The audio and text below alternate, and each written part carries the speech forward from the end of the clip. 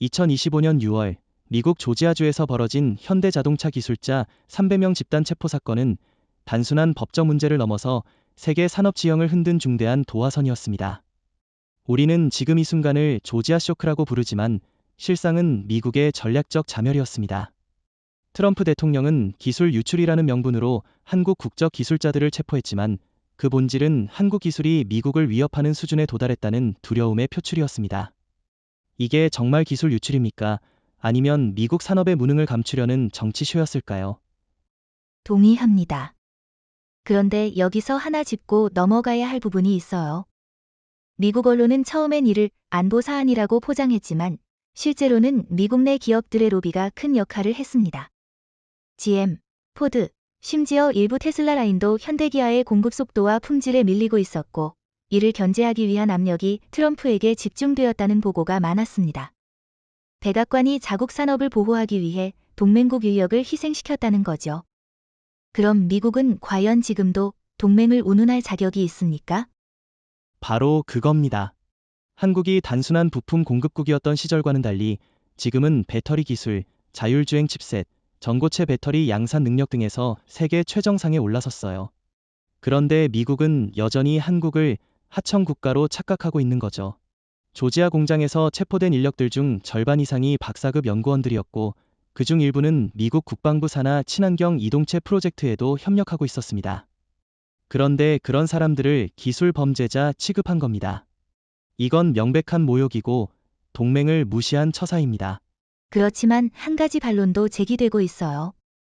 일부 보수적인 시청자들은 한국도 미국에 너무 의존하고 있었던 게 아니냐, 왜 미국에 이렇게 민감하게 반응하느냐는 식으로 말합니다.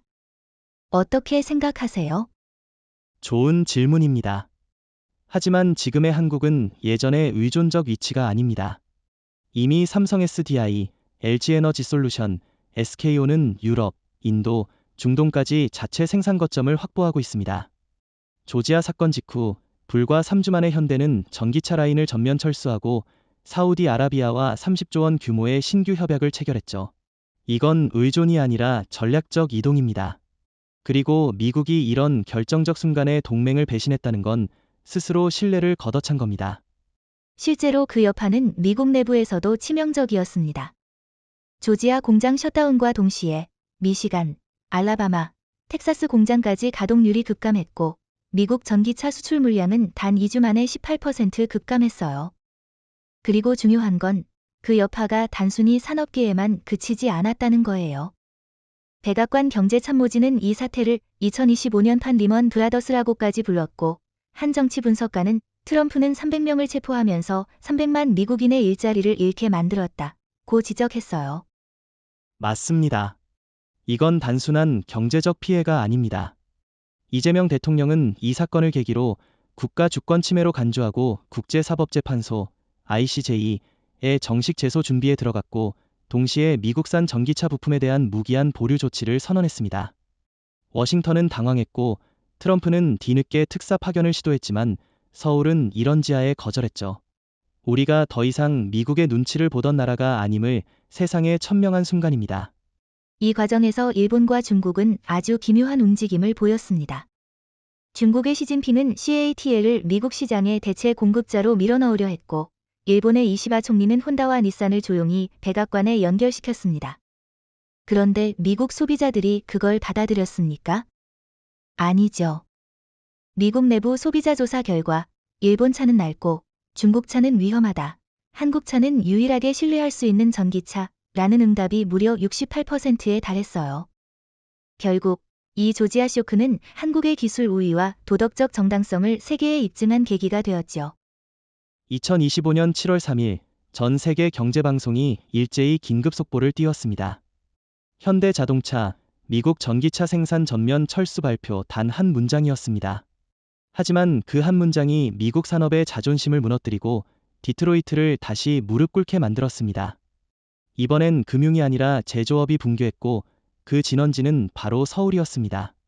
발표 직후 뉴욕 증시는 패닉에 빠졌고 디트로이트 자동차 산업 주가는 48시간 만에 37% 폭락했어요. 왜 이런 사태가 가능했는가? 미국은 정말 이 결정을 예상하지 못했는가? 현실을 직시해야죠. 현대자동차는 그간 미국 내에서만 80조 원 규모의 투자와 3만 개 이상의 직접 일자리를 창출한 기업입니다. 조지아, 엘라베마, 미시간, 노스캐롤라이나에 걸친 광대한 EV 라인을 통해 미국을 전기차 강국으로 견인하던 주체였죠. 그런데 미국 정부는 동맹 기업의 수갑을 채웠습니다. 현대차가 철수한 건 감정적인 보복이 아닙니다. 철저히 전략적인 결정이자 세계 질서를 재편하는 수순이었어요. 그리고 바로 이 시점에서 미국의 산업 리더십은 허상에 불과하다는 것이 드러난 거죠. 우리가 기억해야 할 건 현대차의 철수 발표가 단독 결정이 아니라는 겁니다. 발표 당일 LG에너지솔루션은 조지아 배터리 공장 증설 계획을 전면 중단했고 SK온은 텍사스 법인을 청산 절차에 들어갔어요. 삼성 SDI는 조용히 미국 내 공동개발 계약을 파기했습니다. 이건 한 기업의 분노가 아니라 한 국가의 전략 이동입니다. 그리고 이 조정은 오히려 미국이 자초한 겁니다. 한국이 미국을 떠난 게 아니라 미국이 먼저 한국을 배신한 거예요. 한 가지 흥미로운 점은 미국 내 반응이었습니다. 백안과는 협의를 통해 문제를 풀 수 있을 것이라고 안일하게 반응했지만 디트로이트 주지사와 지역 상공회의소는 즉각 위기 경보를 발령했어요. 왜냐면 현실이 너무 뚜렷했거든요. 생산 라인은 이미 멈췄고 기존 재고는 수출 불가 상태에 돌입했으며 현대차 철수로 인해 1차 협력업체 137개가 직접 폐업 위기에 직면했습니다. 게다가 이 모든 변화가 단 4일 만에 벌어졌습니다. 그렇죠. 미국은 너무 오랫동안 우리는 무너지지 않는다 는 환상 속에 살았습니다. 하지만 글로벌 공급망은 이미 서울 중심으로 재편된 지 오래예요. 2024년부터 한국은 중동, 유럽, 동남아 등과 다자간 공급망 협정을 구축했고 특히 사우디아라비아와는 무관세 무비자 전기차 특별 생산지대를 공동 추진 중입니다. 현대차는 조지아 대신 리야드에 신규 생산기지를 착공했고 계약 규모는 무려 52조 원입니다. 트럼프가 쥐고 있던 협상 카드는 아무 쓸모없는 종이 조각이 됐어요.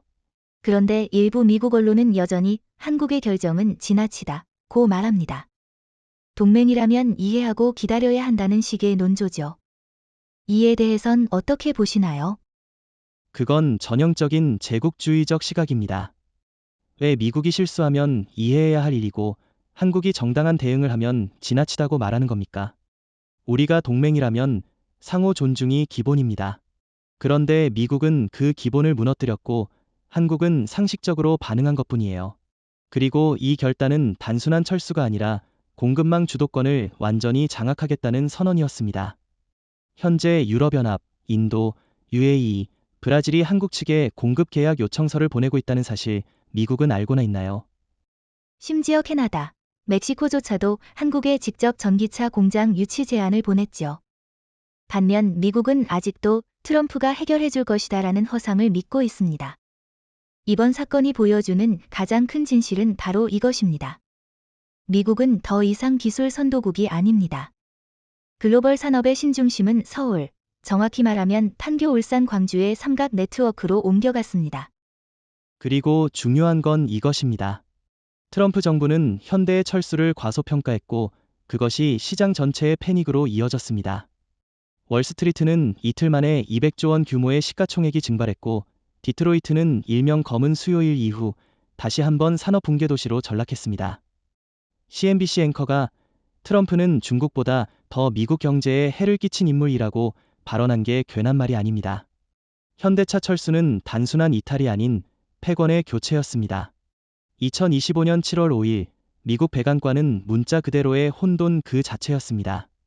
현대차 철수 발표 이후 미국 경제팀은 연쇄적으로 긴급회의를 소집했고 트럼프 대통령은 새벽 3시까지 오버오피스에서 보고서를 던지며 소리를 질렀다는 내부자 증언이 나왔습니다.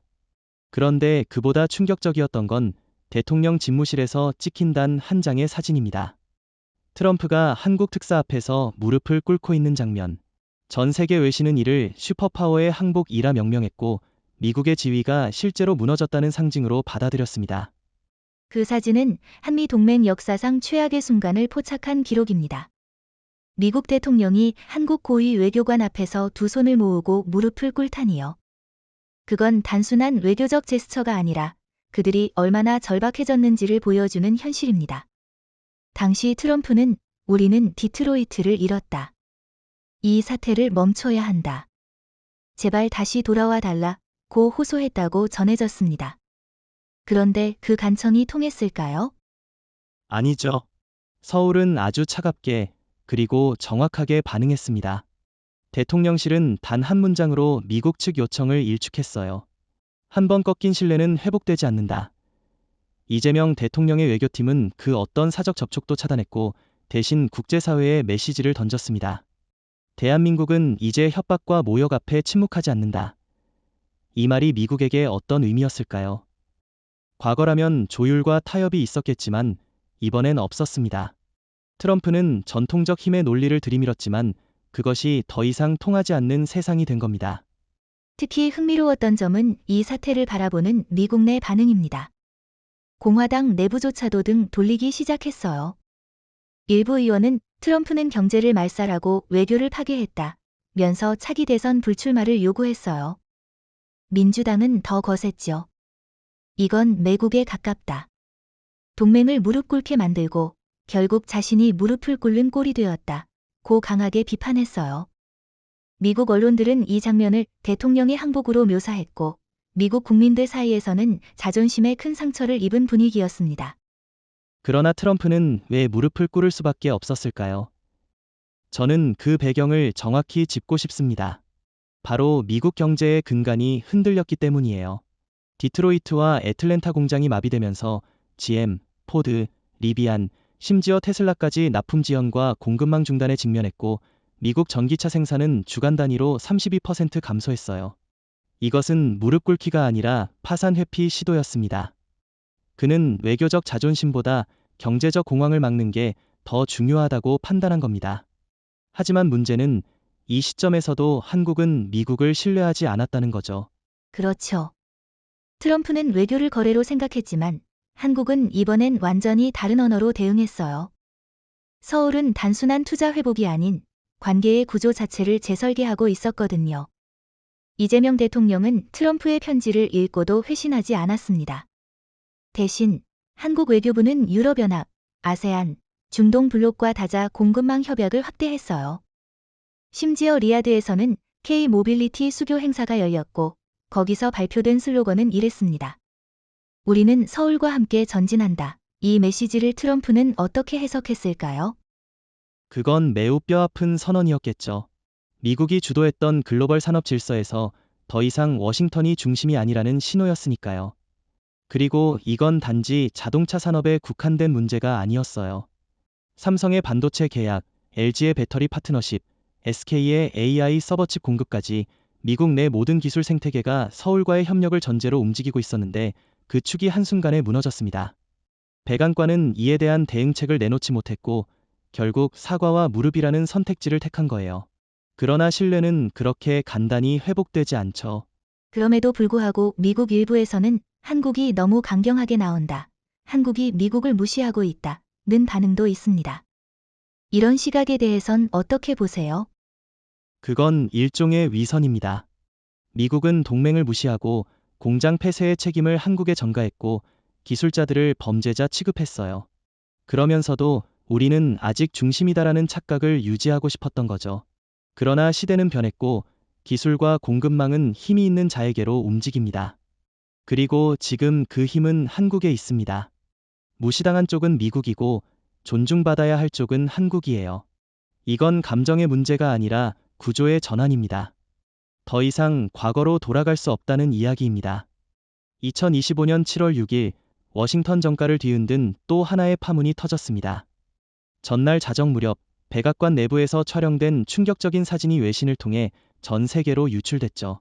바로 도널드 트럼프 대통령이 한국 특사 앞에서 두 무릎을 꿇고 손을 모은 채 간청하는 듯한 자세를 취하고 있는 장면이었습니다. 뉴욕타임즈는 이 사진을 굴욕의 밤이라고 명명했고 CNN은 자막에 이렇게 적었습니다. 어메리컨 프레지던트 다운 온 히즈 니즈 글로벌 패권이 무너지는 순간 불과 몇 시간 만에 이 사진은 세계 언론 60개국 700개 매체에 실렸고 SNS에선 해시태그 삽사인 닐링 프레저던트가 2억 뷰를 돌파했습니다. 저는 그 사진을 처음 봤을 때 정말 눈을 의심했습니다. 이게 포토샵일 수도 있다는 생각이 순간적으로 들었죠. 그러나 백악관 대변인이 사실을 인정하면서 상황은 완전히 달라졌습니다. 미국의 지도자가 공식 외교 공간에서 동맹국 특사에게 무릎을 꿇은 전례는 역사상 단 한 번도 없었습니다. 이건 단순한 외교 실수가 아니라 자존심의 붕괴이자 패권의 괴멸이라는 표현이 더 정확합니다. 문제는 그 무릎이 과연 해결을 불러올 수 있었냐는 점입니다. 답은 이미 나와 있었죠. 무릎은 결과를 만들지 못했고 오히려 상황을 더 악화시켰습니다. 서울은 사진 유출 후에도 일절 입장을 내지 않았습니다. 조용함 속의 단호함. 외교부 관계자들은 트럼프의 사과는 진심이 아니며 상황 모면용 쇼일 뿐이다 라고 평가했고 청와대는 일관된 입장을 유지했죠. 문제의 본질은 감정이 아니라 신뢰다. 그러니까 미국이 한국을 동등한 파트너로 대하지 않았던 수년간의 누적된 무시가 바로 이 사태의 근본 원인이라는 겁니다. 그리고 저는 이 사진이 던진 상징성에 주목하고 싶습니다. 미국이 무릎을 꿇었다는 사실 하나만으로도 세계의 시선은 급속히 이동했습니다.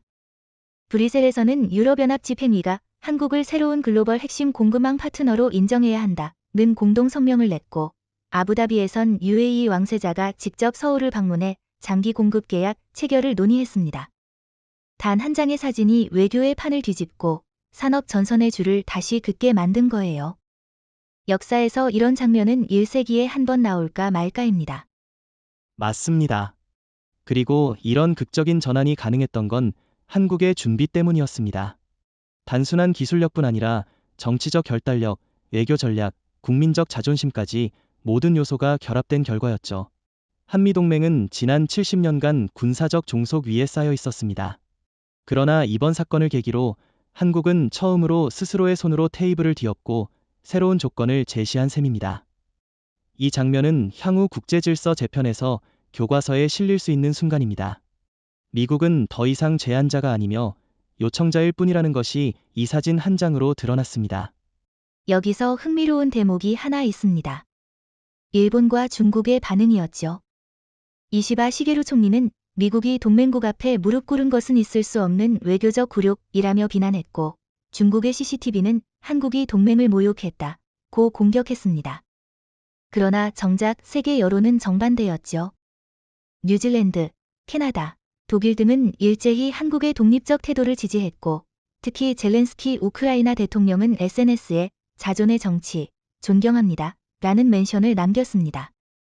전 세계가 새로운 리더십을 목격한 겁니다. 그렇죠. 일본과 중국의 반응은 일종의 불안의 표현이었습니다. 왜냐면 자신들이 과거 수십 년 동안 미국 앞에서 보여온 종속적 자세와는 달리 한국은 자존을 선택했기 때문이죠.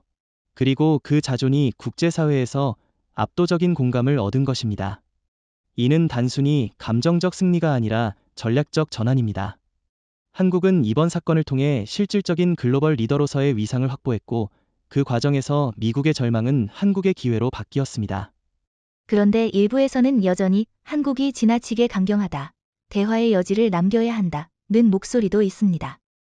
이에 대해 어떻게 보시나요? 그건 매우 미국 중심적인 사고입니다. 언제나 대화와 타협은 강자의 특권이었고, 약자는 늘 이해하고 양보하라는 논리였죠. 하지만 이제는 다릅니다. 한국은 더 이상 미국의 하청 파트너가 아닙니다. 글로벌 공급망의 주도국이며 기술력, 협상력, 국방력까지 겸비한 독립된 행위자입니다. 미국이 무릎을 꿇은 건 하나의 제스처일 뿐, 문제의 본질은 미국이 한국을 진정한 동맹으로 인정하느냐에 달려 있습니다. 그리고 그 질문에 미국은 아직도 답하지 못하고 있다는 것이 문제입니다. 도널드 트럼프 대통령이 한국 특사 앞에서 무릎을 꿇은 사진이 공개된 직후 워싱턴 DC는 단순한 논란을 넘어선 정치적 대혼란에 빠졌습니다. 백악관 앞에는 시위대가 몰려들었고, 보수 성향 시민단체는 트럼프를 국가 수치의 상징이라 부르며 퇴진을 요구했습니다. 민주당은 물론 공화당 내부에서도 분열이 시작되었고, 전직 장성들과 전직 국무장관들이 공개적으로 성명을 발표했어요. 어떻게 미국의 대통령이, 그것도 세계 1위 국가의 수장이 외국 특사 앞에서 무릎을 꿇을 수 있는가? 워싱턴의 정치 시스템이 근본적으로 흔들린 계기였습니다. 맞습니다. 공화당 내부 분위기가 특히 심각했죠. 상원 원내대표마저도 언론에 나와 그는 우리 당의 수치다. 전통적 보수 가치와는 거리가 먼 행동이다. 라고 비판했고, 일부 친트럼프 의원들조차 도대체 왜 그랬는지 이해할 수 없다. 며 거리를 두기 시작했습니다. 그 와중에 트럼프 대통령은 상황 수습을 위해 백악관에서 긴급 기자회견을 열었지만, 거기서도 나는 미국 산업을 살리기 위해 자존심을 내려놓았다. 는 발언이 오히려 기름을 부었지요. 미국은 자존심이 전부인 나라 아닙니까? 그런 나라의 대통령이 스스로 그것을 포기했다고 말한 거예요. 정치권 내부의 충격파는 입법 과정에도 직접적인 영향을 미쳤습니다. 트럼프 행정부가 추진 중이던 반중국 반도체 보조금법은 표결 직전에 폐기되었고, 한국과의 FTA 재협상도 사실상 백지화 수순에 들어갔습니다. 이유는 간단해요. 트럼프가 한국과의 협상 테이블에서 굴복한 이미지를 남김으로써 미국 의회가 더 이상 한국에 대해 우위에 선다는 인식을 갖기 어려워졌기 때문입니다. 심지어 트럼프 정부의 외교 브레인인 마이크 폼페이오 전 국무장관마저도 우리는 너무 많은 것을 잃었다고 평가하며 거리를 뒀습니다. 그런데 여기서 중요한 논점이 하나 더 있어요. 바로 미국 내 여론의 분열입니다. 전통적인 보수 유권자들 사이에서도 의견이 갈리고 있어요. 일부는 그래도 산업을 지키기 위한 불가피한 선택이었다. 고 옹호하지만 대다수는 그런 식의 굴욕적인 사과는 미국적 가치와 어긋난다. 고 강하게 반발하고 있죠. 특히 보수 성향의 폭스뉴스는 연일 트럼프를 비판하면서 그는 미국의 얼굴을 땅에 쳐박았다. 고까지 표현했습니다. 국민 정서라는 건 결국 자존심인데 이번 사건은 그걸 너무 직접적으로 건드린 겁니다. 미국 역사상 대통령이 외국 정부 인사 앞에서 공식 석상에서 무릎을 꿇은 사례는 단 한 번도 없습니다. 그런데 그것이 동맹국, 그것도 자신들이 하위 파트너로 간주했던 한국 앞에서 벌어졌다는 점에서 정치적 충격은 훨씬 더 컸던 겁니다. 그리고 이는 단순한 퍼포먼스 문제가 아니라 권력의 비대칭성 변화까지 암시하게 된 사건이었습니다. 다시 말해, 더 이상 한국은 미국에 요청하는 나라가 아니며 이제 미국이 한국에 호소해야 하는 입장이라는 사실을 전 세계가 목격한 것이죠. 여기에 더해 젊은 유권자층의 반응은 매우 인상적이었습니다. 미국 내 20에서 30대 유권자들이 SNS를 통해 우리는 왜 항상 강자에게 고개를 숙이고 약자에게는 군림하려 하는가? 라는 반성을 공유하기 시작했고, 일부는 한국의 대응은 당당하고 모범적이었다. 고 지지하는 분위기까지 생겼습니다. 이건 단순한 국제관계의 변화가 아니라 미국 사회 내부의 세대 간 권위 인식까지 뒤흔든 사건이었어요. 특히 젊은 층에서는 트럼프는 강한 리더가 아니라 통제력을 잃은 관리인에 불과했다. 는 평가가 확산되고 있습니다. 그리고 이건 단지 미국 내부의 이야기로 끝나지 않았습니다. 세계 각국 정치권에서도 포스트 미국 시대를 대비해야 한다는 목소리가 커졌고, 한국은 그 중심에 올라섰습니다. 브라질, 독일, 이탈리아, 인도 등에서 국회 외교위가 한국과의 산업기술 파트너십을 우선 추진 대상으로 설정했고, 특히 프랑스의 대통령실은 한국은 더 이상 지역 강국이 아니다. 이제는 글로벌 질서를 설계하는 축이다. 라는 입장을 내놨어요. 워싱턴이 무너지는 사이 서울은 올라서고 있었습니다. 사진 한 장이 백악관을 뒤흔들고 전 세계를 충격에 빠뜨린 바로 그 순간 서울은 아무 말도 하지 않았습니다. 아니, 정확히 말하자면 단 한마디의 논평도 없었습니다. 대통령실은 조용했고 외교부는 단순히 노코멘트라고 반복했으며 청와대 내부 인사들은 언론 접촉을 일절 피했죠. 그러나 이 침묵이야말로 서울이 던진 가장 강력한 메시지였습니다. 한국은 말하지 않았지만 그 무언의 태도는 조건 없는 복권은 없다. 기존 질서는 끝났다는 명확한 선언이었습니다. 미국은 대화를 요청했지만 한국은 상황이 변하지 않는 한 돌아가지 않겠다는 뜻을 행동으로 보여준 겁니다. 그 침묵은 어찌 보면 미국보다 더 잔혹했습니다. 왜냐하면 대화조차 허락하지 않는다는 건 상대를 협상의 대상에서 제외하겠다는 의미니까요. 한국은 더 이상 어떻게 회복할 수 있을까를 고민하지 않습니다. 이제는 어떤 새로운 틀로 다시 만들 것인가를 준비하는 단계에 들어갔죠. 특히 이재명 대통령이 외교안보실에 내린 지침은 아주 단호했습니다. 어떤 언론에도 입장을 밝히지 마라. 미국이 먼저 조건을 제시할 때까지 아무 말도 하지 않는다. 이건 말 그대로 미국을 시험대에 올려놓은 셈입니다. 사실 이처럼 강력한 침묵은 과거 한국 외교에서는 상상하기 어려웠습니다. 과거의 한국은 늘 먼저 입장을 밝히고, 먼저 설명하고, 먼저 사과하곤 했습니다. 그러나 이번엔 아니었습니다. 이제 서울은 워싱턴의 반응을 기다리는 쪽이 아니라 워싱턴이 서울의 선택을 기다리는 상황으로 구조가 전환된 겁니다. 이것이 바로 외교적 상전입니다. 미국 중심의 질서에서 한국이 조건을 주도하는 질서로 바뀌고 있다는 상징이죠. 그리고 그 변화의 핵심에는 침묵이라는 전략이 있습니다. 그리고 중요한 건 한국의 이 침묵이 전 세계 동맹국들 사이에서 새로운 기준이 되었다는 점이에요. 프랑스 외무부는 공식 성명에서 서울은 글로벌 외교의 새로운 리더십을 보여주고 있다고 평가했고, 독일과 네덜란드, 노르웨이에서는 외교 전문가들이 미국의 오만함을 침묵으로 제압한 건 한국 외교의 역사적 쾌거라고까지 했습니다. 서울은 침묵했고 세계는 박수를 보냈습니다. 이 얼마나 역설적인 장면입니까? 그렇죠. 그런데 미국 내부에서는 이 침묵이 굉장히 위협적으로 받아들여지고 있어요. CNN 보도에 따르면 백악관 외교팀은 매일 3차례 이상 한국 측과 접촉을 시도했지만 모두 실패했고, 심지어 트럼프 대통령은 직접 이재명 대통령에게 사적인 메시지를 보냈지만 회신조차 받지 못했다고 합니다. 미국의 전통적인 외교 방식은 압박 후 설득이었지만 이번에는 그 압박이 실패했고 설득도 먹히지 않는 상황이 벌어진 거죠. 이건 단순한 외교 전략의 실패가 아니라 미국이 더 이상 예외적 지위를 갖지 못한다는 선언이기도 합니다. 그런데도 미국은 아직 현실을 직시하지 못하고 있는 듯합니다. 백악관 브리핑룸에선 여전히 한국과의 대화를 희망한다, 동맹 관계는 유효하다는 말을 반복하고 있죠. 하지만 중요한 건 그 말이 이제 한국에게는 아무 의미가 없다는 겁니다. 동맹은 상호 신뢰를 전제로 하는데 그 신뢰는 이미 조지아에서, 그리고 수갑을 찬 300명의 현대차 기술자들 앞에서 무너졌습니다. 단순히 다시 하자는 말로는 회복될 수 없는 거죠. 지금 필요한 건 조건입니다. 그리고 그 조건은 이제 서울이 정합니다. 실제로 한국 정부는 조건 없는 복권은 없다는 입장을 점점 더 구체적으로 다듬고 있습니다. 정부 고위 관계자의 말에 따르면 최소 3가지 조건이 설정되었다고 합니다. 첫째, 미국 측의 공식 사과 및 재발 방지 약속.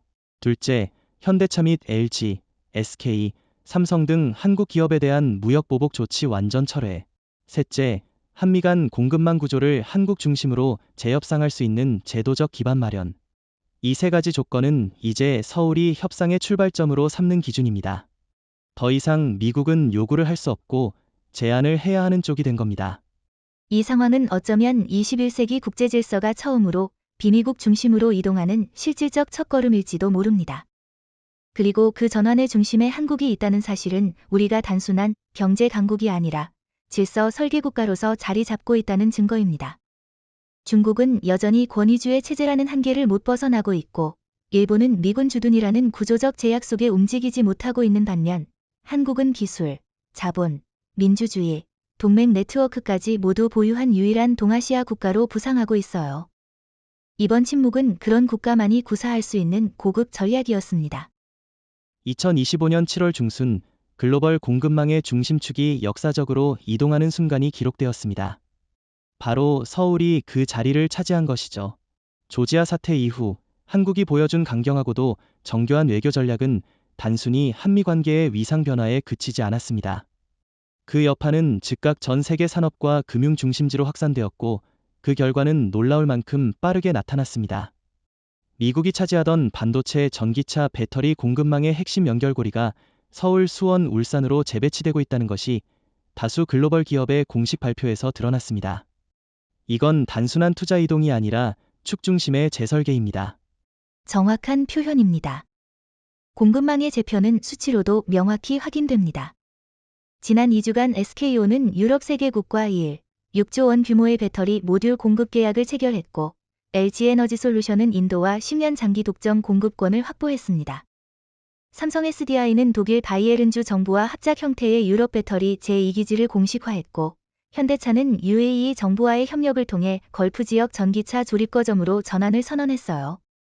즉, 미국에서 빠져나온 수조 원 규모의 가치가 동쪽, 특히 서울 중심의 다극체제로 이동하고 있는 겁니다.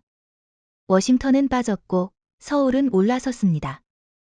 이런 재편이 가능한 이유는 단순히 외교적 감정 때문이 아닙니다.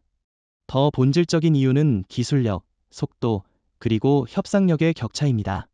한국 기업들은 글로벌 현장 반응에 실시간으로 대응할 수 있는 기동성을 갖고 있고, 기술적 자립도가 높아 어느 지역에서도 핵심 부품의 수직 계열화를 구축할 수 있습니다. 반면 미국 기업은 로비 중심, 정치 의존, 결정 지연이라는 구조적 한계를 여전히 극복하지 못하고 있어요. 특히 테슬라의 경우 서울의 단절 이후 공급 지연으로 생산 라인이 멈추면서 일론 머스크조차 한국 없이 미국 EV는 끝장이라고 말한 건 결코 과장이 아닙니다. 이런 변화는 단지 경제적 관점에서만 해석될 수 있는 문제가 아닙니다. 지정학적 패권이란 바로 이런 기술과 공급망 위에서 구축되는 것이니까요. 예컨대 일본은 여전히 미국 중심의 질서에 갇혀 있고 중국은 자국 보호주의에 치우친 불투명한 모델로 불신을 받고 있습니다. 그런데 한국은 전혀 다른 행보를 보였어요. 미국과의 신뢰가 무너졌을 때 즉각 유럽과 중동, 아세안과의 다자 협약으로 방향을 전환했고 그 와중에도 독자 기술 기반을 활용해 상대국이 원하는 것을 제공할 수 있었지요. 그러니 전 세계가 한국을 중심으로 돌아서는 건 필연적인 흐름입니다. 게다가 이번에 서울은 단순히 공급망을 가져가는 데서 멈추지 않았습니다. 표준 설정국으로까지 도약하고 있다는 점이 중요합니다. 최근 EU 집행위원회는 차세대 전고체 배터리 표준을 한국 기업들과 공동 개발하겠다고 발표했으며, 인도는 자율주행차의 안전기준을 한국 모델에 준거하도록 하겠다고 밝혔습니다. 한때 미국이 기준이다라고 여겨졌던 글로벌 산업 규범이 이제 K 스탠더드로 전환되고 있는 거예요. 이건 그야말로 미국이 놓친 기회이자 한국이 잡아낸 패권의 실체입니다. 그런데 미국은 여전히 공급망을 재구성하겠다는 원론적인 발표만 반복하고 있죠. 실질적인 이행 계획이나 동맹국과의 재협력 조건은 제시하지 못하고 있습니다. 반면 한국은 이미 다자 파트너십 체계를 완성한 상태고 중남미까지 확장되는 공급 라인까지 설계 중입니다.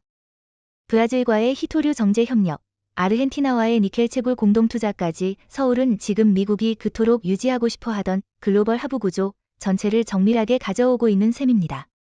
이 흐름은 되돌릴 수 없을 정도로 깊어졌고 미국은 이제 따라가는 입장이 됐어요. 이 과정에서 특히 놀라운 건 한국 내부의 일사불란함입니다. 과거 같았으면 이런 대규모 산업 전환에 대해 노조 갈등, 정치 논란이 뒤따랐겠지만 이번에는 기업, 정부, 시민사회 모두가 기회는 지금이라는 공감대를 형성하고 있습니다. 산업부는 이례적으로 포스트 미국 공급 전략 보고서를 공개했고, 청와대는 국가안보 차원의 공급망 전략 회의를 주기적으로 열고 있어요. 삼성, 현대, SK, LG의 결정은 정부의 메시지와 일치하며 이 연계가 바로 지금 서울이 세계 산업을 재편할 수 있는 동력입니다. 미국은 정치가 산업을 끌고 가지만 한국은 산업이 정치를 이끌고 있어요. 이 차이는 결정적입니다. 2025년 7월 15일 오전 9시 뉴욕 증권거래소 개장과 동시에 기술주 중심의 나스닥이 급락을 시작했습니다.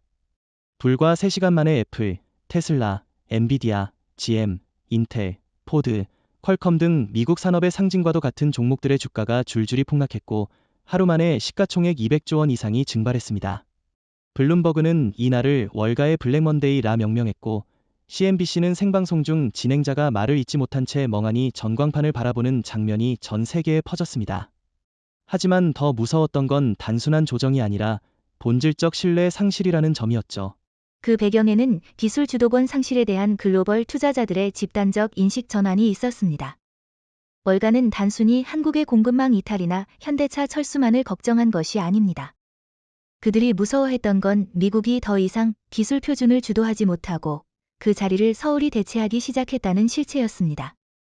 특히 반도체, 배터리, 자율주행, 5G 네트워크 등 차세대 기술 분야에서 한국 기업들이 미국과 일본을 동시에 추월하고 있다는 분석 보고서가 나왔고 이게 기폭제가 되었죠.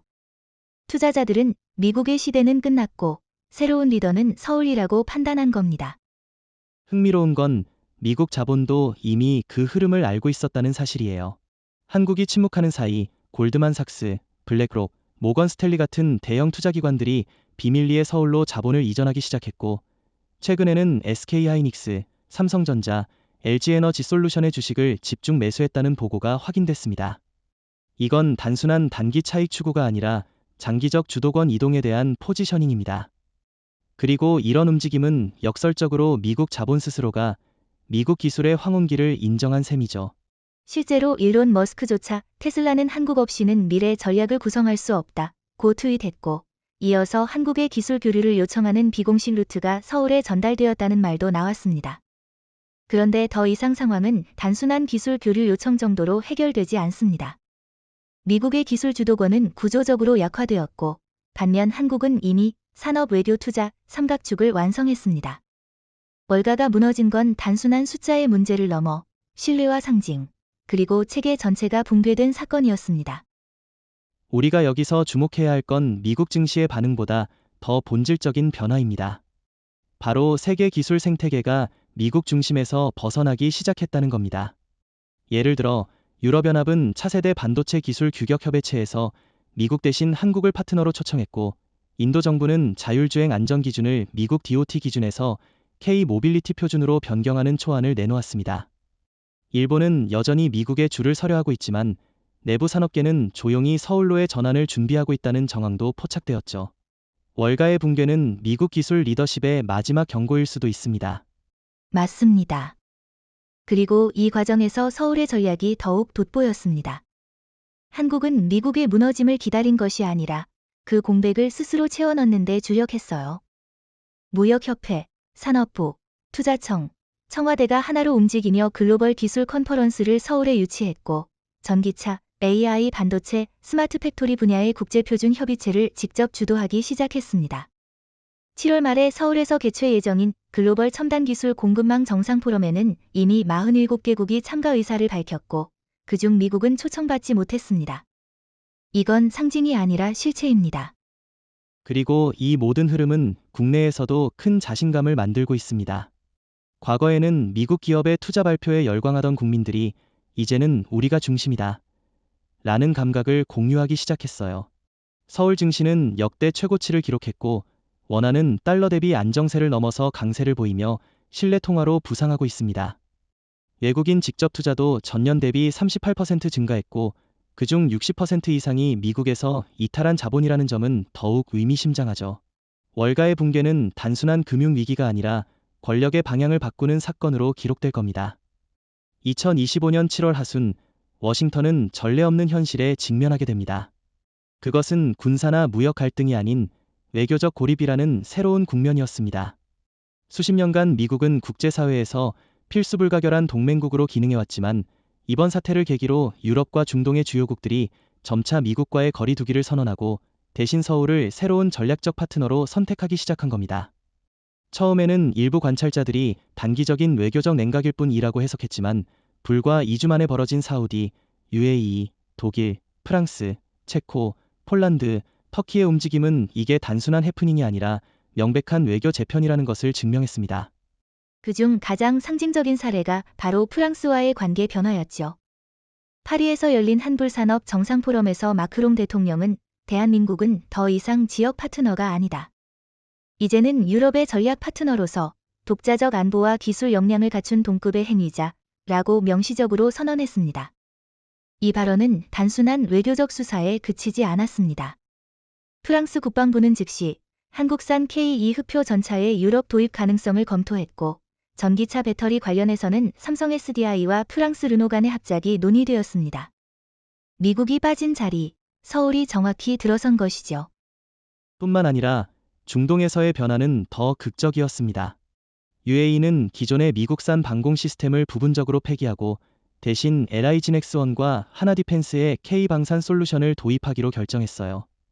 그 배경에는 단순한 무기 효율성만이 아니라 미국의 정치 불안정성과 동맹으로서의 신뢰 부족이 있었습니다. 사우디아라비아 역시 현대차와 50조 원 규모의 EV 산업도시 네옴 프로젝트 확장 계약을 체결했는데, 여기에 미국은 완전히 배제됐죠. 더 이상 미국은 중동의 보증인이 아닙니다. 오히려 한국이 조율자이자 실질적 리더로 떠오르고 있어요. 이런 변화는 당연히 워싱턴에게는 뼈아픈 일이었을 겁니다. 하지만 그 누구보다 더 충격을 받은 쪽은 일본과 영국입니다. 두 나라는 전통적으로 미국 외교에 부속 국가라는 이미지를 갖고 있었고, 이번에도 미국의 입장을 대변하려 했지만 유럽과 중동이 서울을 향하자 오히려 소외감을 느끼는 상황에 빠졌지요. 특히 일본은 이시바 시게루 총리가 직접 브뤼셀에 외교 사절단을 파견했지만 EU 측은 지금 우리의 대화 상대는 한국이다 라는 발언으로 냉정하게 선을 그었습니다. 동맹의 구도가 무너지고 외교의 중력장이 재편되고 있는 겁니다. 그렇다면 왜 유럽과 중동은 이토록 빠르게 미국을 등지고 서울로 움직였을까요? 핵심은 정책 일관성과 기술 신뢰도입니다. 미국은 트럼프 대통령 하에서 일방적인 통상 압박, 동맹에 대한 조롱, 갑작스러운 군사 전략 변경 등으로 외교적 신뢰를 상실했고, 반면 한국은 코로나19 팬데믹 때부터 철저한 위기 관리, 안정적인 리더십, 그리고 기술 기반의 독자 전략으로 이미 평판을 쌓아왔습니다. 유럽은 그 기억을 갖고 있었고, 중동은 그것을 눈으로 확인했어요. 결과적으로 세계는 지금 책임 있는 파트너를 원하고 있고, 서울이 그 역할을 가장 안정적으로 수행할 수 있는 나라로 떠오른 겁니다. 그리고 우리는 이번에 또 하나의 중요한 교훈을 얻었습니다. 동맹이란 이름이 붙었다고 해서 영원하지 않다는 거죠. 이재명 대통령은 그 점을 정확히 간파하고 미국과의 신뢰가 깨진 순간 바로 플랜 B를 실행했습니다. 바로 다자외교의 확대죠. 한국은 지금 EU와의 기술동맹, 인도, ASEAN과의 산업동맹, 그리고 중동과의 에너지, 무기 협력을 바탕으로 과거 미국이 독점하던 전방위적 영향력을 대체하고 있습니다. 게다가 이 과정에서 한국은 단 한 번도 미국을 공격하지 않았어요. 단지 대안이 되었을 뿐입니다. 그리고 세계는 그 대안을 선택한 겁니다. 이 점이 중요하죠. 한국은 이번에 절대 미국처럼 우리 아니면 없다는 식의 패권적 논리를 쓰지 않았습니다. 오히려 서울은 각국에 우리는 상호 존중의 파트너십을 원한다고 일관되게 말했어요. 이 점이 중견국과 개발도상국의 압도적인 지지를 끌어낸 원동력이었습니다. 미국이 신뢰를 잃을 때 한국은 신뢰를 쌓았고, 미국이 명령할 때 한국은 협력했습니다. 이 차이는 결국 동맹의 무게를 바꿔놓았고, 지금 세계는 한국과 함께 질서를 다시 쓰고 있습니다. 2025년 7월 말 디트로이트에서 시작된 분노는 곧 전국으로 번졌습니다. 현대차, 기아차, 삼성 SDI, LG에너지솔루션, SK온 등 한국 기업들이 미국에서 철수한 후 이들이 직간접적으로 고용했던 미국 내 인력 약 150만 명이 일자리를 상실했고, 단 한 달 만에 실직자들의 항해 시위가 27개 주로 확산됐습니다. 특히 미시간, 조지아, 엘라베마, 오하이오 등 자동차와 배터리 공장이 집중되어 있던 지역은 경제적 타격이 너무 심각해 일부 소도시는 생필품 유통조차 끊기는 지경에 이르렀어요. 그런데 이건 단지 고용 문제가 아니었습니다. 미국 산업에 대한 배신감이 전 사회로 전이된 정치적 대가였던 거죠. 맞습니다. 노동자들은 정부에 분노했고, 분노는 곧 트럼프 대통령을 정조준했습니다. 왜 300명의 한국 기술자를 체포해서 우리 150만 명이 실직하게 만들었느냐? 는 문구가 적힌 피켓은 이번 사태의 본질을 가장 정확히 설명해주고 있죠. 미국 노동자들은 이제 단순히 일자리를 요구하는 게 아니라 트럼프 정부의 산업 정책 전반에 대한 책임을 묻고 있습니다. 그리고 이건 공화당의 핵심 지지층에서 벌어지고 있다는 점에서 정치적 후폭풍이 더 클 수밖에 없습니다. 트럼프는 중국을 이기겠다고 하더니 한국을 적으로 만들어 우리 밥그릇을 뺏었다 는 말이 나올 정도니까요. 여기서 흥미로운 건 이 시위가 매우 조직적이라는 점입니다. 기존의 노동조합 중심의 항의가 아니라 자발적 지역 커뮤니티, 중소협력업체, 자영업자들까지 연대한 지역 생존 연대체가 등장하고 있다는 거예요.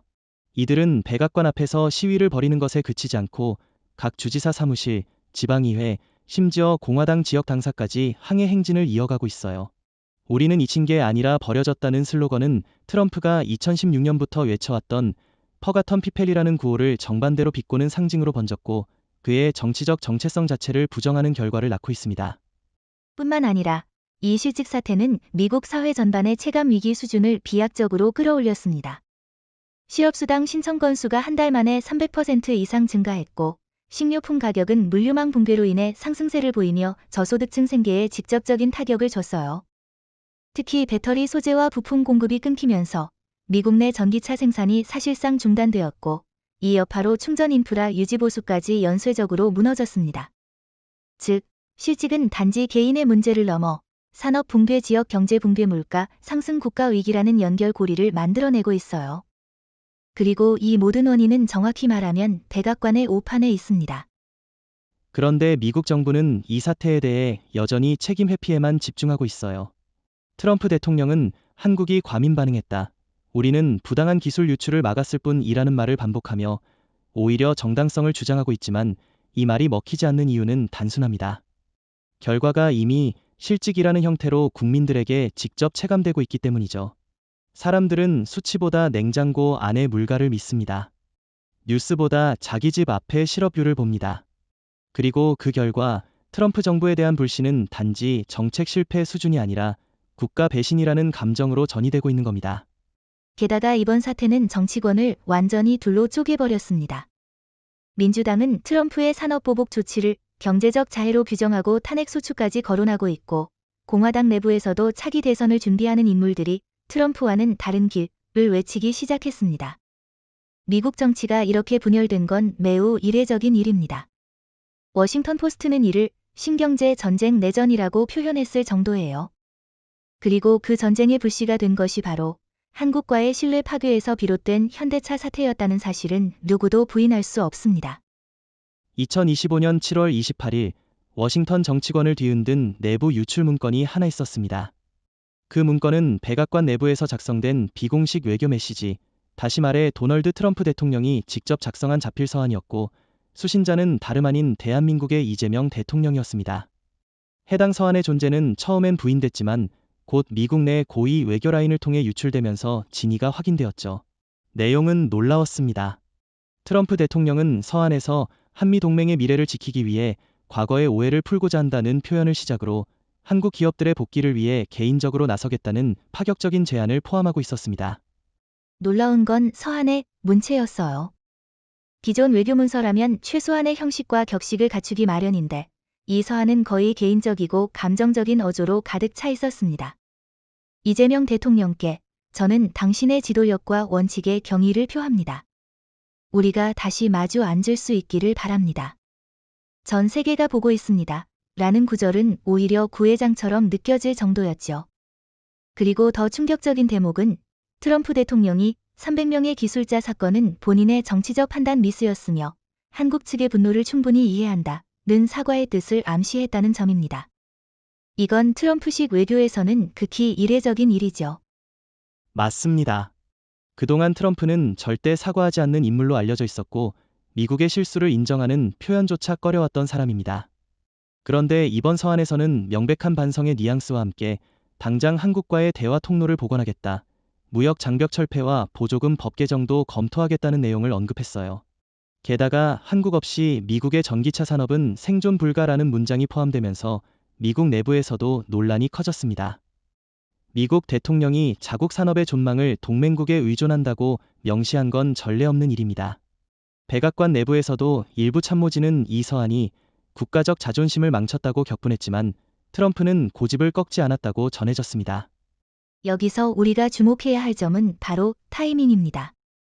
왜 하필 지금이냐? 그 이유는 너무 명확합니다. 월가의 붕괴, 1. 500만 실직, 27개 주의 시위, 국제사회에서의 고립, 이 모든 파장이 트럼프를 극도의 압박 속으로 몰아넣었고, 그가 선택할 수 있는 유일한 출구는 서울과의 관계 회복뿐이었기 때문입니다. 그런데 문제는 이미 모든 흐름이 한국 중심으로 재편되고 있다는 점에서 이 서한은 너무 늦었고 너무 얕은 시도로 받아들여질 가능성이 높다는 겁니다. 미국이 조건을 제시할 수 있는 시대는 끝났고 이제는 한국이 기준을 정하는 시대입니다. 그럼 이재명 대통령은 어떻게 반응했을까요? 공식적으로는 아무런 입장이 발표되지 않았습니다. 청와대는 사적인 메시지에 외교적 논평은 생략한다는 입장을 밝혔고 외교부도 진정성 있는 변화 없이는 대화의 문도 열리지 않는다고 못 박았습니다. 하지만 내부 관계자들의 전언에 따르면 이 서한은 청와대 핵심 참모들에게 바로 전달되었고 이재명 대통령은 한 통의 편지가 모든 신뢰를 복원할 수 없다고 짧게 말한 것으로 알려졌습니다. 말하자면 받아들일 여지는 있지만 그것이 외교적 관계 회복의 출발점이 되긴 어렵다는 의미죠. 저는 이 부분이 굉장히 중요하다고 봅니다. 한국은 이제 감정이나 감상의 나라가 아닙니다. 전략과 조건의 나라입니다. 이번 사태를 통해 우리는 감정에 휘둘리지 않고 원칙에 따라 행동하는 국가로 진화했어요. 이재명 대통령은 무릎 꿇은 사진에도 아무 반응을 보이지 않았고 이번 사과 서한에도 묵묵부답입니다. 그 침묵이야말로 가장 강력한 외교 메시지고 전 세계가 그 태도를 보며 한국의 입장을 이해하고 존중하게 되는 겁니다. 미국은 여전히 말로 상황을 풀 수 있다고 생각하는데 한국은 이미 말보다 시스템을 움직이는 국가가 되었죠. 트럼프 대통령이 이재명 대통령에게 자필로 보낸 비공식 서한이 외교 채널을 통해 세계적으로 보도된 이후 언론과 외교가의 관심은 서울의 반응에 집중되기 시작했습니다. 그러나 서울은 끝내 대응하지 않는다는 원칙을 고수했고 며칠 후 한국 외교부 대변인의 단 한마디가 모든 것을 정리했습니다. 신뢰 회복은 조건의 문제가 아니라 구조의 문제다. 이 짧은 문장은 한미 관계의 본질적인 재설정을 요구하는 대한민국의 공식 입장이었고 동시에 미국 중심 질서에 대한 조용하지만 단호한 이해 제기였습니다. 그 문장을 처음 들었을 때 저는 외교적 문명 전환이라는 단어가 떠올랐어요. 과거엔 미국이 기준을 정하고 한국은 거기에 조건을 맞추는 구조였지만 지금은 한국이 구조 자체를 재정의하려는 단계에 들어섰다는 의미니까요. 그리고 조건이 아니라 구조라는 선언은 단순한 사과나 철회 혹은 무역상 양보 같은 전통적인 외교 해결책으로는 이번 사태를 덮을 수 없다는 것을 명확히 보여줍니다. 이건 게임의 규칙을 바꾸겠다는 이야기입니다. 즉, 미국은 더 이상 옛 방식으로는 한국과 협력할 수 없다는 뜻이죠. 그리고 이 입장 뒤에는 몇 가지 구체적이고도 전략적인 흐름이 자리하고 있습니다. 먼저 외교부는 기존의 한미 고위급 협의체 운영을 일시 중단하고 대신 신규 대등협력 모델 검토 태스크포스를 출범시켰습니다. 이 팀은 기존 주한미군 FTA 기술협력 체계를 포함한 전반적 틀을 재설계할 예정이며 필요시 유럽과 아세안 사례를 참조해 다자형 동맹 구조를 구상 중이라고 알려졌습니다. 다시 말해 한미동맹이 더 이상 양자형 기득권 구조가 아니라 다자형 신뢰 기반으로 전환되지 않는 이상 한국은 복구하지 않는다는 메시지를 명확히 내보낸 겁니다. 또 하나 중요한 흐름은 청와대 국가안보실의 움직임입니다. 이재명 대통령은 서한이 도착한 날 저녁 청와대 안보실과 외교안보 라인을 전원 소집해 신뢰 회복의 기준이라는 제목의 비공개 문건을 직접 검토한 것으로 알려졌습니다. 해당 문건에는 기술 자산에 대한 무단 간섭 금지, 한국 기업 보호에 대한 국제보장 체계 신설, 주한미군의 전략 구조 재조정 등 과거엔 언급조차 꺼려졌던 주제들이 포함되어 있었습니다. 이건 더 이상 과거로 돌아갈 수 없다는 현실 인식이고 한국이 외교적 독립성과 전략 주도권을 확보하겠다는 명백한 선언입니다. 여기서 중요한 건 이런 반응이 단순히 미국을 향한 경고가 아니라는 점입니다. 실은 한국은 이미 미국 없이도 세계적 외교 경제 네트워크를 독자적으로 운영할 수 있다는 자신감을 얻은 상태예요. 유럽, 중동, 아세안, 남미 등지에서 한국은 실질적 공급망 파트너이자 기술 파트너로서 인정받고 있으며 심지어 러시아와 우크라이나 전후 복구 사업에까지 한국 기업의 참여가 논의되고 있습니다. 이러한 배경에서 조건이 아닌 구조라는 문장은 일종의 외교 전략 전환 선언이며 더 이상 미국이 서울을 움직일 수 없는 시대가 도래했다는 선언이기도 합니다. 그렇죠. 게다가 이재명 정부가 보여주는 전략의 핵심은 묵묵하지만 냉정한 리셋입니다. 트럼프의 서한이 다소 감정적이었다면 한국의 대응은 극도로 절제되어 있고 구조적 현실만을 말하고 있어요. 이것이 바로 신뢰라는 단어에 담긴 한국 외교의 깊이입니다. 미국은 이번 사건에서 실수를 저질렀고 그 실수를 만회하려 했지만 한국은 그저 이 구조로는 안 된다고 말할 뿐입니다. 회복하고 싶다면 미국이 구조를 바꿔야 합니다. 힘의 논리에서 신뢰의 논리로, 명령의 관계에서 대화의 관계로 말이죠. 그리고 이런 변화는 단지 외교적 의미에 머물지 않습니다. 기업들도 이미 그 흐름을 따라가기 시작했어요. 한국의 대기업들은 이제 미국 시장만 바라보지 않습니다. 삼성은 인도와 유럽을 중심으로 반도체 공장을 다변화하고 있고 LG는 남미와 아프리카 시장에 진출하기 위한 기반을 마련했습니다. 심지어 현대차는 전기차 핵심 부품을 미국 없이도 조달할 수 있도록 아세안과의 협력 체계를 재정비하고 있어요. 즉, 신뢰 회복을 위한 조건이 아니라 이미 구조 자체가 세계적 수준으로 이탈해 있는 겁니다. 서울은 이 구조를 되돌릴 생각이 없습니다. 2025년 8월 1일 서울 삼성동 코엑스에서 개막된 글로벌 신질서 전략 포럼은 단순한 국제회의가 아니었습니다.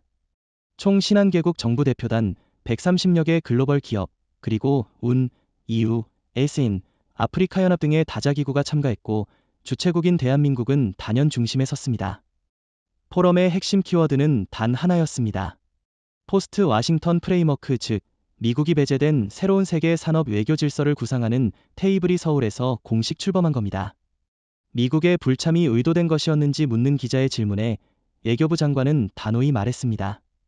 우리는 초대하지 않았다. 그리고 필요도 느끼지 않았다.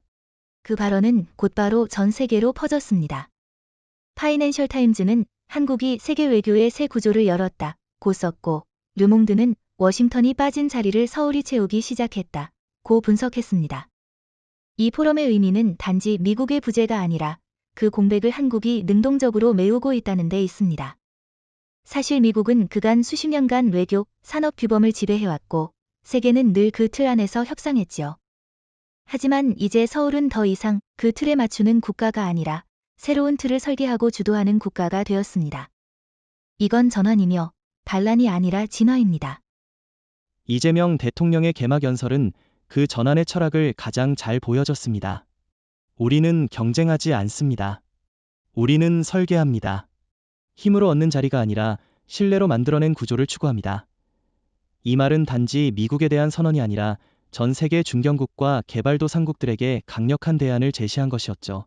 더 이상 워싱턴이나 베이징의 눈치를 보지 않고 서울을 중심으로 대화와 협력, 기술과 인권, 경제와 환경을 조화시키는 다층적 파트너십을 구성할 수 있다는 가능성을 현실로 보여준 순간이었습니다. 이 포럼에서는 총 5개 분야에서 공동선언이 발표되었는데 가장 주목할 만한 것은 차세대 공급망 헌장이었습니다. 이 헌장은 반도체, 배터리, AI 서버, 의료기술 등 핵심 전략 자원의 분산, 공정 공급을 위해 한국 주도로 새롭게 만들어진 규범 체계입니다. 미국의 중심 집중형 모델과 달리 한국이 제안한 모델은 분산 자율형, 즉 각국이 주권을 유지하면서 상호 신뢰를 통해 유기적으로 연결되는 구조입니다. 인도, 인도네시아, 독일, 사우디아라비아, 칠레 등 22개국이 여기에 서명했고 중국과 미국은 참여하지 않았습니다. 더 중요한 건 참여국들이 모두 미국 없이도 가능하다 고 입을 모았다는 점입니다. 또한 경제 분야에서는 서울형 투자협력 모델이 공개되었고 기술 분야에서는 K-스탠더드 얼라이언스 창립이 선언되었습니다. 이 얼라이언스는 기존 ISO나 IE처럼 일방적 규범을 강요하지 않고 상호 조정, 투명성, 데이터 윤리 등을 중심에 둔 새로운 표준을 만듭니다. 여기에 이미 30개 이상의 다국적 기업과 정부기관이 참여를 선언했고 그중 상당수가 과거 미국의 독점 구조에 비판적이었던 곳이라는 점에서 이 흐름은 단순한 일회성 이벤트가 아닙니다. 서울은 시스템을 만들고 있고 세계는 그 시스템을 택하고 있는 겁니다. 이 흐름은 단순히 회의에서의 선언에 그치지 않고 실제 계약과 제도 변화로 이어졌습니다. 예를 들어 베트남은 미국 대신 한국 기업을 전략 공급 파트너로 지정했고 유럽연합은 디지털 주권법의 초안 작성 과정에서 한국의 개인정보 보호 기준을 일부 반영하기로 했습니다.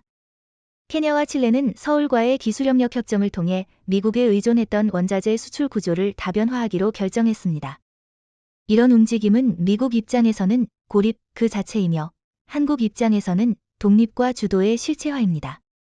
더 이상 세계는 미국과 함께할 것인가가 아니라 서울 중심의 시스템에 어떻게 접속할 것인가를 고민하기 시작했습니다. 그리고 이런 전환이 가능한 이유는 단순한 기술력이나 돈 때문이 아닙니다. 그것은 원칙입니다. 한국은 이번 위기 속에서도 단 한 번도 협박하지 않았고 동맹을 경시하지 않았으며 상대국의 주권을 존중하며 대화와 신뢰의 구조를 제안했습니다. 바로 이 점에서 세계는 한국을 새로운 리더로 선택한 겁니다. 힘으로 좌지우지하는 과거의 질서 대신 신뢰와 투명성, 책임이 작동하는 새로운 질서를 원했던 것이고 서울은 그 요구에 가장 정확히 반응했습니다. 그리고 이제 세계는 더 이상 워싱턴이 아니라 서울을 중심으로 계획을 세우고 있습니다. 2025년 8월 5일 서울에서 열린 글로벌 신질서 전략 포럼이 폐막된 그 다음 날 워싱턴은 이상하리만큼 조용했습니다. 백악관 브리핑룸은 텅 비었고 트럼프 대통령은 언론과의 모든 공식 접촉을 중단한 채 캠프 데이비드에 칩거 중이라는 보도만 흘러나왔습니다. 불과 한 달 전까지만 해도 전 세계 외교 산업 중심부였던 미국이 지금은 세계 회의장에서 초대조차 받지 못하는 신세가 된 것이죠. 그리고 그 침묵은 아무 말보다 강한 메시지로 읽혔습니다. 미국은 더 이상 선택하는 나라가 아니라 선택받지 못하는 나라로 전락한 겁니다. 그 침묵은 단순한 전략적 후퇴가 아니라 깊은 외교적 고립의 징후입니다. 세계가 재편되는 회의에 초대받지 못했다는 것은 그 자체로 미국의 위상이 무너졌다는 결정적 증거이자 글로벌 질서에서의 사임 통보와도 같습니다. 트럼프 대통령은 마지막 카드처럼 이재명 대통령에게 사적 서한을 보냈고 백안과는 여러 외교 채널을 통해 한국 측과 접촉을 시도했지만 단 한 번도 공식 답변을 받지 못했어요. 과거라면 미국의 침묵은 폭풍전의 고요로 해석되었겠지만 지금의 침묵은 반응할 자격조차 상실한 자의 정적입니다. 이런 상황이 더욱 뼈아픈 건 미국 내부의 주류 언론들마저 이를 인정하기 시작했다는 점입니다. 워싱턴 포스트는 사설에서 우리는 초대받지 못했다. 이제 세계는 미국 없는 길을 선택하고 있다고 썼고, 뉴욕타임스는 미국은 주도권을 잃었고 서울은 그것을 행사하고 있다고 표현했습니다. 블룸버그는 더 나아가 국제적 중심의 좌표가 워싱턴에서 서울로 옮겨갔으며 이는 되돌릴 수 없는 흐름이라고 분석했어요. 미국이 단순히 힘을 잃은 것이 아니라 신뢰를 잃었다는 것이 핵심입니다. 돈과 군사력만으로는 이제 글로벌 질서를 이끌 수 없는 시대가 도래한 거죠. 더 주목해야 할 점은 미국의 침묵이 단지 외교 무대에서의 고립에 그치지 않고 자국 내부의 정체성 혼란으로 번지고 있다는 사실입니다. 트럼프 대통령은 대중 연설조차 자제하고 있고 공화당 내 대선 후보들은 이제 포스트 트럼프 노선을 공식화하고 있습니다. 미국 중심주의는 실패했다. 이제는 다자주의의 시대다. 라는 말이 보수 진영에서도 나오고 있다는 건 미국 내부에서도 고립의 자각이 시작됐다는 증거입니다. 더 이상 세계가 미국을 필요로 하지 않게 된 현실을 이제 미국 자신도 받아들이기 시작한 겁니다. 그렇다면 서울은 무엇을 했는가? 한국은 단 한 번도 미국을 비난하지 않았습니다. 동맹을 부정하지도 않았고 군사적 위협도 가하지 않았습니다. 단지 자국의 자율성과 주권, 산업 주도권을 지키기 위해 움직였을 뿐이에요. 그런데 이 조용한 선택이 세계의 신뢰를 얻었고 그 신뢰가 국제회의장의 구조를 바꾸고 공급망 지도를 바꾸고 외교의 중심을 이동시켰습니다. 미국은 아무 말도 하지 않았지만 서울은 아무 말도 하지 않고도 세계를 움직였습니다. 이것이 바로 오늘날의 힘의 구조입니다. 말을 많이 한다고 영향력이 커지는 시대는 끝났습니다. 그리고 이 조용한 붕괴의 과정에서 미국의 전통 동맹들도 변하기 시작했습니다. 영국은 더 이상 미국을 따라가지 않겠다는 신호를 내비쳤고 프랑스와 독일은 서울과의 전략 동맹 강화에 공공연히 동의했습니다. 중동 국가들은 이미 한국과의 무기, 기술 협약을 최우선 순위로 올려놓았고 남미와 아프리카 주요국들은 미국보다 한국에 먼저 투자 유치 요청을 보내고 있습니다. 미국은 이런 변화에 반응하지도 못하고 영향력을 행사하지도 못하고 있어요. 트럼프의 침묵은 전략이 아니라 존재감 상실의 반영입니다. 우리는 이제 그 침묵을 어떻게 해석해야 할까요? 그것은 한 시대의 종말을 알리는 종소리입니다. 미국은 여전히 막강한 군사력과 자본을 보유하고 있지만 세계는 이제 그 힘이 아닌 신뢰와 연결이라는 새로운 자산을 중심으로 움직이고 있어요. 그리고 서울은 그 새로운 자산을 가장 빠르게, 가장 정확하게 확보한 도시입니다. 미국이 과거 70년 동안 세계를 주도해온 방식은 효력을 잃었고 그 공백을 채운 도시는 베이징도 아니고 도쿄도 아니며 바로 서울입니다. 2025년 9월 1일 서울 용산 대통령실. 이재명 대통령은 조용히 연단에 섰습니다. 수많은 외신 기자들이 숨죽인 채 기다리는 가운데 대통령은 단 한 문장으로 전 세계를 멈춰 세웠습니다. 대한민국은 더 이상 세계에 적응하지 않습니다. 대한민국이 세계의 미래를 설계하겠습니다. 이른바 서울선언이 발표된 순간 동북아의 작은 반도국가로 인식되던 한국은 완전히 새로운 위상으로 도약했습니다. 그리고 그 선언은 단지 말뿐이 아니었습니다. 바로 그 자리에서 전례 없는 5대 글로벌 구상안이 발표됐기 때문입니다. 맞아요. 첫 번째 구상은 전략적 비동맹 블록의 창설이었죠. 미국과 중국 사이에서 줄타기하던 수십 개의 중견국들이 이제 한국을 중심으로 한 새로운 연합체로 결속되기 시작했습니다. 브라질, 인도네시아, 폴란드, 아랍에미리트, 멕시코, 남아프리카 공화국 등 주요 국가들이 이 구상의 공개 지지 의사를 밝혔고, 이는 국제 정치사에서 하나의 전환점이 되었습니다. 두 번째는 에너지 기후 협약으로 한국형 차세대 원전 기술과 전고체 배터리 기술을 공동 투자, 공동 생산하는 청정에너지 공급망 컨소시엄을 창설하겠다는 선언이었습니다. 이는 단순한 환경 보호를 넘어 석유 중심 세계 질서의 붕괴를 가속화시키겠다는 전략적 선언으로 받아들여졌습니다. 세 번째 구상은 디지털 금융 질서입니다. 서울이 중심이 된 블록체인 기반 결제 네트워크 K핀네트의 구축으로 달러 의존도를 낮추고 지역 통화를 디지털로 상호 연결하겠다는 강력한 청사진이 제시되었죠. 특히 이 계획의 이후 ASEAN, 아프리카개발은행, 그리고 중동투자기금들이 동참 의사를 밝히며 달러 패권의 균열은 더 이상 가설이 아닌 현실로 다가왔습니다. 그리고 네 번째는 바로 전략기술 통합연맹입니다. 반도체, AI, 국방, 항공, 우주, 해양 플랫폼 등 6대 기술군에 대해 한국이 가진 독보적 위치를 활용해 공동투자 공동보안 체계를 창설하겠다는 것입니다. 여기에는 인도, 독일, 이탈리아, 호주, 핀란드, 아르헨티나 등이 즉각적 협력 의사를 밝혔습니다. 하지만 가장 충격적이었던 건 마지막 다섯 번째 항목이었어요. 바로 핵억제 권한의 주권화, 구상입니다. 대한민국이 앞으로 10년 내 독자적 핵억제 체계를 가질 수 있도록 국제사회와의 협의를 공식화하겠다는 선언은 그야말로 핵폭탄급이었습니다. 그 순간 미국은 더 이상 핵우산 제공자가 아닌 핵주권 제한자로 전락했고, 한국은 단지 수혜국이 아니라 설계국으로 올라섰습니다.